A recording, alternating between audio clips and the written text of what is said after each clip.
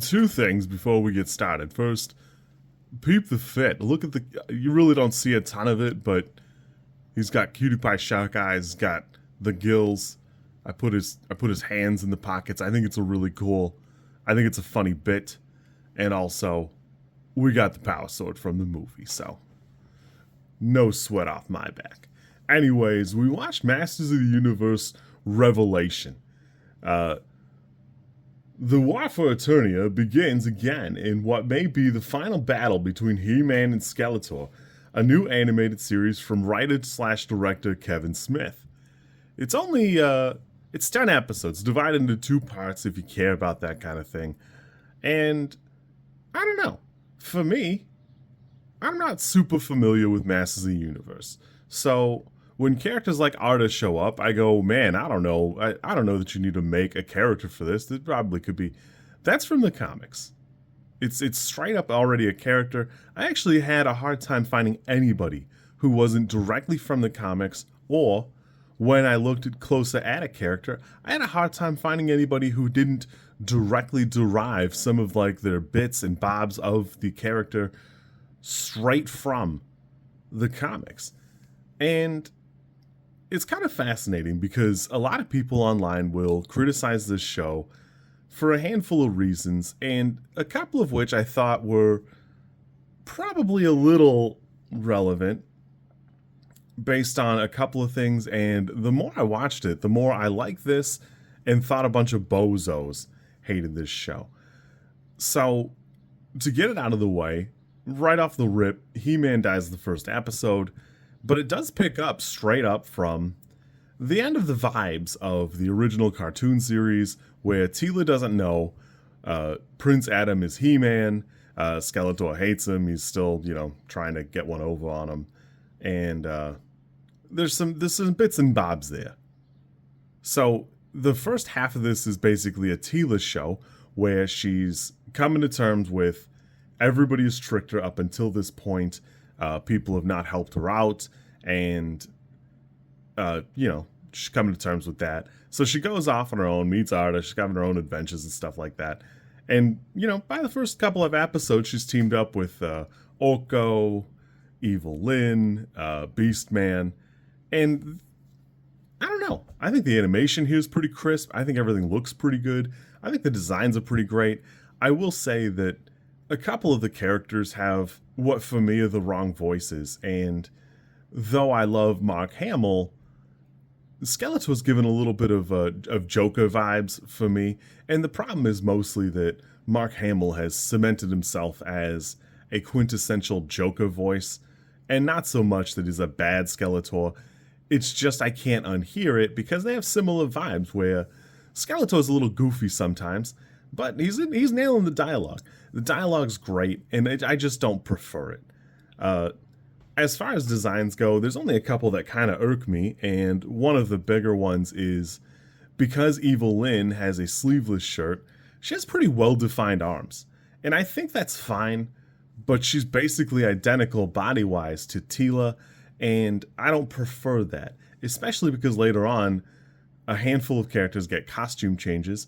Most notably, Evil Lyn gets a couple, and she is notably jacked later on. So it's kind of weird that she was already pretty, in good shape.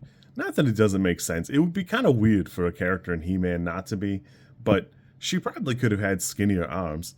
If you look at her, and if you had to guess, I would guess He-Man's mom also has pretty defined arms. And I think it's just a folly of the art style.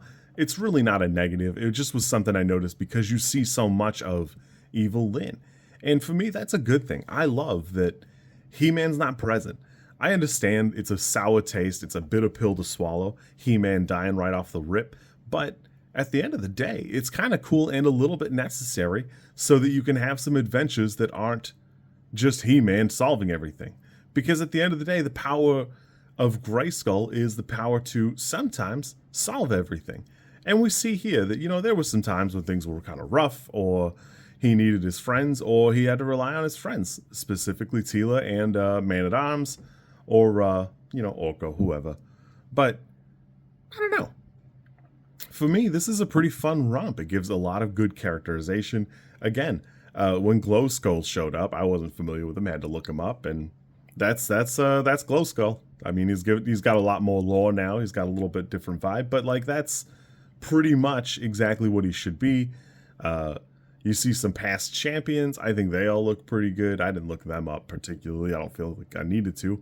One thing that somebody complained to me about on Twitter is at some point Prince Adam transforms without the sword and becomes like this big hulking brute. And they complain that he was the Hulk, which just means that that person doesn't know anything about the Hulk, because that's not really the Hulk. And the Hulk is like a very specific kind of thing. And while they are similar, they're very different. For me, I had a pretty good time with this. I think it's a fun, necessary romp. It's funny to me how determined people are to tear Kevin Smith down over it, because it's very clear that whether Kevin Smith grew up with the show or liked it or loved it or whatever, and there's that one interview you can find where he says he's not attached to it, he clearly did the research. And if you go episode by episode, he's not even the only writer. He's probably just the overarching writer a lot of the times. So there's a lot of reasons to go, okay, fine. And I don't think it's really that big of a deal. Honestly, I think for a Netflix animation, this is put together really well. I think the art style works. Everything looks good. You've had a lot worse things. And as far as Masters of the Universe, it's important that you read the title slowly. Even when I look this up to do a little research, I always go He-Man and Masters of the Universe. And in this case, I'd be wrong. This show is called Masters of the Universe Revelation. And it's a revelation about a lot of things about Masters of the Universe. And it's about the Masters of the Universe. He-Man himself comments a couple of times that it's not about him. And later on, you get some cool character moments. One of the best ones I think here isn't even about Teela, even though this is a Teela-centric show. One of the big things you run into is when they get to what is heaven of this show. The first champion comments, "Oh, hey, so Adam chose to be here." And Teela goes, "Yeah, I have eyeballs. I can see him, stupid." And he goes, "No. When you come here, you can choose your form. You get to pick." And Adam chose to be Prince Adam here. And I think it's a fantastic character moment, because Prince Adam, while he was happy to use the powers of He-Man, he was himself when he was Prince Adam. And I think it's such an interesting character moment. And it kind of glides by you. But I've thought about it a lot for the last couple of days after having watched this. And it's so good because Prince Adam was, at the heart of everything, what makes He-Man so special as a champion. And, you know, you could say that whatever, of course it is, that's what all the toys are, whatnot. But even Man-at-Arms has some good moments where he comments back to Skeletor or Evil Lyn that what makes Adam special is that he was happy to give up the power. He never used the power for himself. He only ever called upon the power for the sake of others. And I think it's an important distinction. Because writing-wise, I'm having a great time with this. I think this is fantastic. I know that there is a revolution that comes after this. I'm excited to see where these things go. I love the way the characters change and evolve. You're seeing a lot of depth out of them. Some of them kind of glide by you, like Merman, which is whatever, fine. You don't need to see a ton of him. But these are so fantastic to see Teela taking on, you know, the little bits and bobs that reveal the sorceress as her mother, dealing with her father, the death of Prince Adam, trying to go through Orko's stuff. This is cool. I really had a fun time with this. I'm having a great time with it. I'm excited to see more of it. I'm really going to look forward to checking out Revolution. Hopefully we do see a little bit more, and I want to see what's going on. You kids be good. I'll catch you soon.